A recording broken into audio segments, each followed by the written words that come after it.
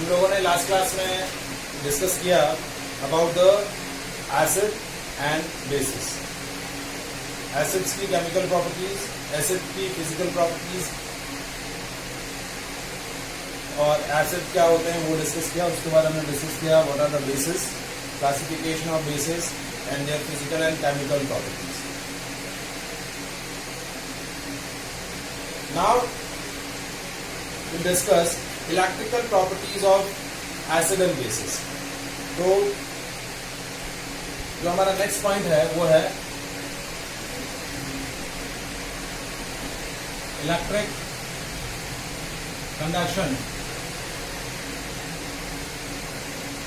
In aqueous solution of acid and bases। Electric conduction in aqueous solution of acid and bases. Textbook के अंदर ये जो topic है वो है कि acid and bases, aqueous solution of acid and bases contains the ions. देखिए, acids are those substances which release their hydrogen atom as a H+ ion as they dissolve in a water. जब भी acid को हम क्या करते हैं, water के अंदर डिसॉल्व करते हैं, तो एसिड के अंदर जो प्रेजेंट हाइड्रोजन एटम होते हैं वो H+ आयन में कन्वर्ट हो जाते हैं। मींस एक्वस सॉल्यूशन ऑफ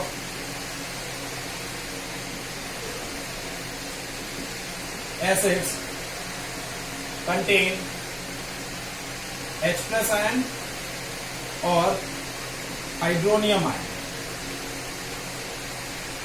या तो H+ आयन वो कंटेन करेंगे या फिर हाइड्रोनियम आयन कंटेन करेंगे। जैसे फॉर एग्जांपल HCl है, HCl को वाटर के अंदर डिसॉल्व किया तो it will form H+ ion and Cl- ion. इसी तरीके से H2SO4 को वाटर में डिसॉल्व करेंगे, it will form H+ ion yes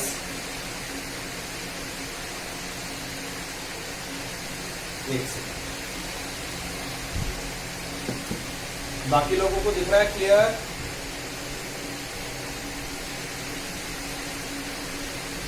अभी कैसा है विजिबिलिटी? ठीक है। Now if I am taking one more acid like HNO3, so on dissolving in a water it will form H+ ion and nitrate ion। so aqueous solution of acid contain ions। similarly aqueous solution of bases contain hydroxyl ion। इसी तरीके से क्या होंगे, basis की जो aqueous solution होंगे, aqueous solution of basis मतलब जो बेसिस वाटर में सॉल्युबल हैं, जो बेसिस क्या है वाटर में सॉल्युबल हैं, उन बेसिस को हम क्या बोलते हैं, alkalis. So aqueous solution of basis contain OH- ion. क्या कंटेन करते हैं, OH- आयन। जैसे NaOH है, इसको डिसॉल्व करेंगे वाटर में, so it will form Na+ OH-। Similarly potassium hydroxide को वाटर में डिसॉल्व करेंगे, it will form K+ and OH-। So both the aqueous solution of acid and bases contain ions and ions are the good conductor of electricity. Ions are the carriers of electricity. Ions क्या होते हैं, ions are carrier of electricity। means as you supply the electricity, as you supply the current in the aqueous solution of acid or bases, they conduct the electricity। मतलब आपका path complete होगा और वो क्या करेंगे, इलेक्ट्रिसिटी कंडक्ट करेंगे। so ions are the carriers of electricity। so aqueous solution of acid and bases are good conductor of electricity। Aqueous solution of acid and bases are good conductor of electricity and this can be proved by performing an activity। एक activity से हम इस चीज को prove कर सकते हैं कि suppose if I am taking a glass container in which I am taking और aqueous solution of acid और aqueous solution of base। मैंने क्या ले लिया, एक्वा सोल्यूशन ऑफ एसिड ले लिया या फिर बेस ले लिया, यानी HCl या वाटर ले लिया, फिर या फिर NaOH प्लस वाटर ले लिया, and inserting two metal electrodes in it, and these two metal electrodes are connected to the battery or cell. ये इलेक्ट्रोड आपका एनोड बोला जाएगा, ये इलेक्ट्रोड ये क्या बोला जाएगा, कैथोड बोला जाएगा। और इस सेल के साथ में हमने क्या किया, एक बल्ब कनेक्ट कर दिया। क्या कनेक्ट कर दिया? Bulb.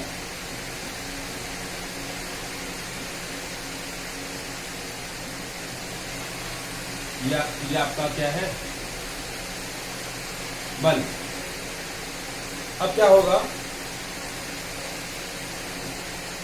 As we supply the current in the circuit with the help of battery, now this aqueous solution of acid and base contain the ions. वो क्या contain करेंगे? Ions contain करेंगे, and ions are the carriers of electricity, so they make the complete the circuit, and the bulb connected in the circuit will glow. ये जो bulb है ये क्या करेगा? जैसे सर्किट कंप्लीट हो जाएगा ये बल्ब आपका क्या करेगा? ग्लो करना शुरू कर देगा।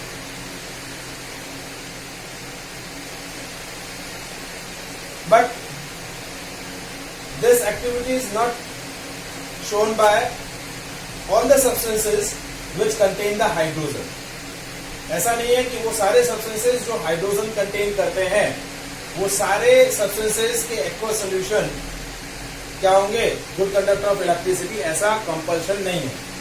जैसे if I am taking aqueous solution of glucose और if I am taking aqueous solution of alcohol, both the contain hydrogen, but their hydrogen doesn't convert it into the H plus ion. उनके hydrogen atom जो होंगे वो H plus ion में convert नहीं होंगे, so their aqueous solution doesn't conduct the electricity. अब मैं suppose इस aqueous solution के बजाय if I am taking aqueous solution of glucose, glucose होता है C6H12O6, और aqueous solution of ethanol, if I am taking a aqueous solution of ethanol, तो ethanol क्या होता है? C2H5OH. So if I am taking aqueous solution of glucose or aqueous solution of ethanol, so that aqueous solution of these two substances doesn't conduct the electricity. यदि यहाँ आप क्या ले लो? aqueous solution इसका ले लो, aqueous solution of glucose ले लो या फिर ethanol ले लो, so they doesn't conduct the electricity. Why they doesn't conduct the electricity? Because these aqueous solutions doesn't contain any ions. ये इन सब्सटेंसेस के जो aqueous solution होंगे वो ions contain नहीं कर रहे। देखिए इनमें हाइड्रोजन प्रेजेंट है, इसमें भी हाइड्रोजन प्रेजेंट है, लेकिन this hydrogen doesn't convert into the H plus ion. So as their aqueous solution doesn't contain the ions, and as it doesn't contain the ions, it does not complete the circuit. आपका electric circuit पूरा नहीं होगा, electric circuit पूरा नहीं होगा, so they doesn't conduct the electricity. तो ये circuit में जो कनेक्टेड बल्ब है वो ग्लो नहीं करेगा। So all the substances which contain the hydrogen are never their aqueous solution are never a good conductor of electricity. सारे सब्सटेंसेस जो हाइड्रोजन कंटेन करते हैं वो उनके एक्वस सॉल्यूशन इलेक्ट्रिसिटी कंडक्ट नहीं करेंगे। सिर्फ एसिड और बेसिस के जो एक्वस सॉल्यूशन होंगे वही क्या करेंगे? इलेक्ट्रिसिटी कंडक्ट करेंगे। Is it clear? ये एक्टिविटी समझ में आया? हाँ विधि बोलो, क्या कह रहे हैं आप?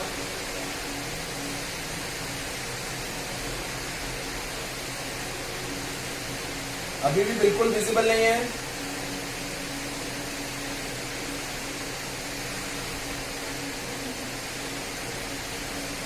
एक सेकेंड, क्या प्रॉब्लम आ रहा है? पूरे सेशन से विजिबल नहीं है, अभी स्पेशली नहीं समझ में नहीं आ रहा है।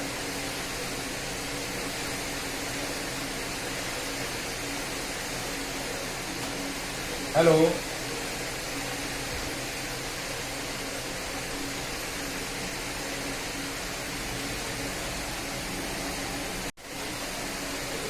I discussed 2 points. First point क्या डिस्कस किया, that aqueous solution of, if I am taking an aqueous solution of acid or bases, then the aqueous solution of acid and bases contain the ions, and ions are the carrier of electricity, so they conduct the electricity, and the bulb connected in the circuit will glow as we supply the current in the aqueous solution of acid or base. But if I am taking an aqueous solution of glucose or ethanol, these two substances consist of hydrogen, but their hydrogen atom doesn't convert into the H plus ion. So their aqueous solution doesn't contain any ions, so they doesn't conduct the electricity. तो इन substances के जो aqueous solution होंगे वो electricity conduct नहीं करेंगे. Is it clear?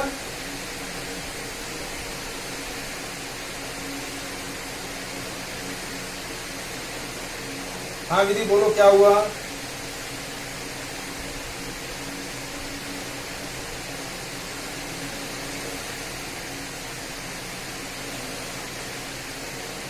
बाकी लोगों को समझ में आया?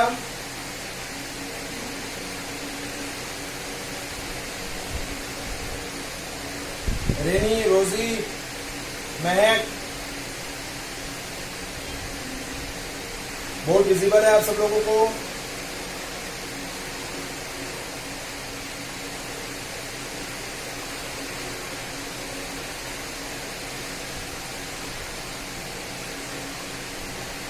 ठीक है. Now next point. Now we'll discuss of an activity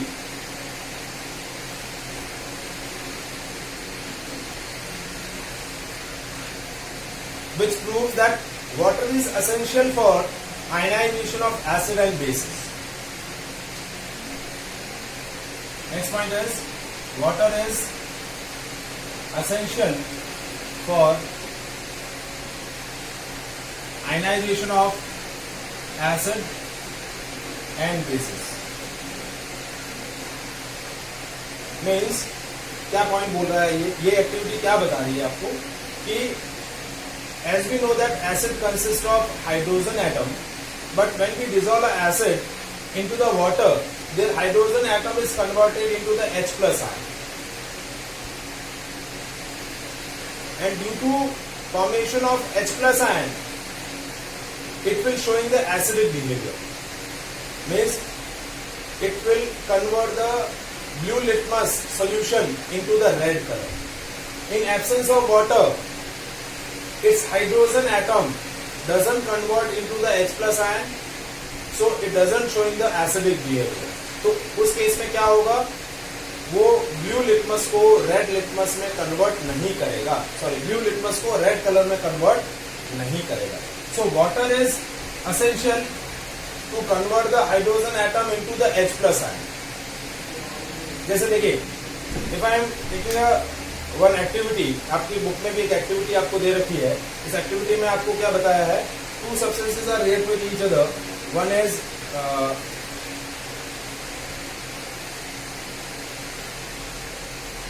sodium chloride react with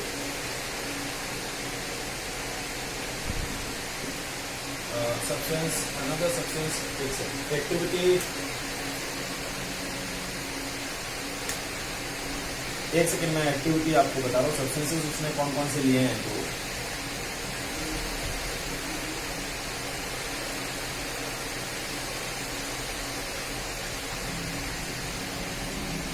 now what is the activity that we are taking a substance NaCl and react with concentrate H2SO4, it will form dry HCl gas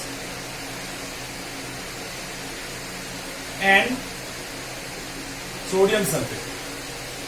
When this dry HCl gas pass over the dry blue litmus paper,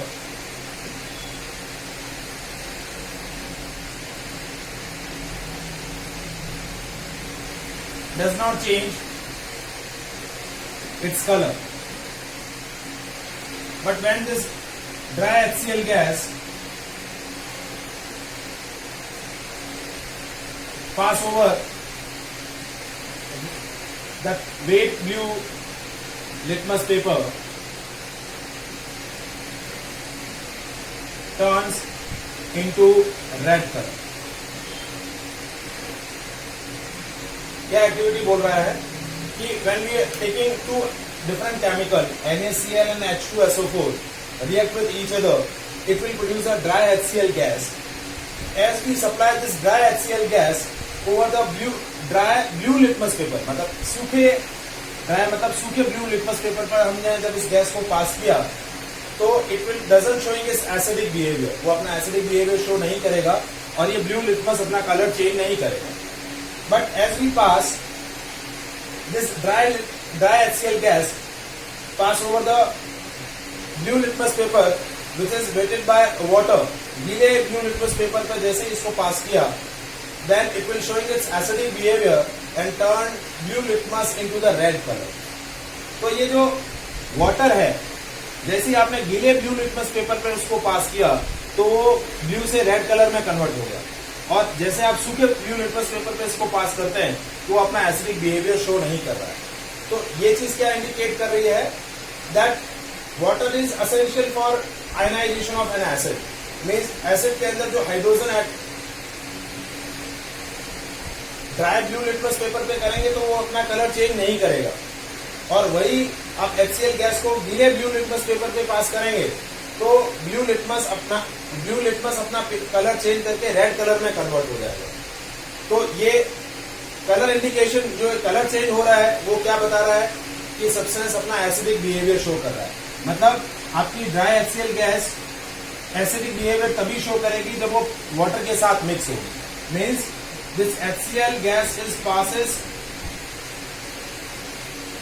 into the aqueous medium, then its hydrogen atom is converted into H plus ion.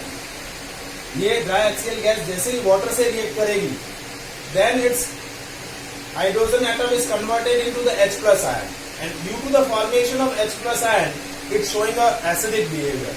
That's why the blue litmus is converted into the red color. सिर्फ hydrogen की presence की वजह से blue litmus red colour में convert नहीं होगा. H plus ion present होंगे ना सोल्यूशन के अंदर, तभी आपका वो सब्सटेंस एसिडिक बिहेवियर शो करेगा. So water is essential to convert the hydrogen into the H plus ion.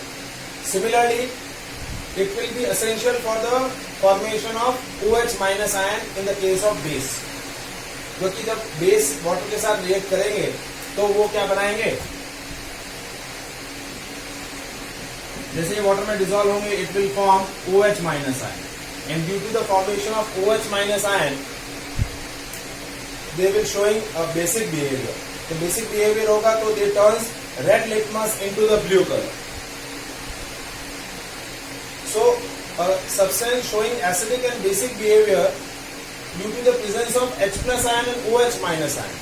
जब तक आयन्स नहीं होंगे तब तक वो अपना एसिडिक और बेसिक बिहेवियर शो नहीं करेंगे. और आयन का फॉर्मेशन किसकी वजह से होगा, वाटर की वजह से होगा.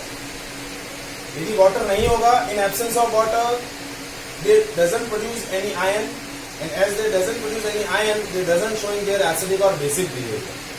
Is it clear?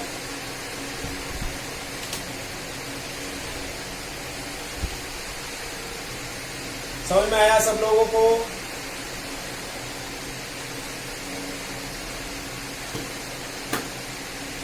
विधि, जीत, प्रीत, वंश,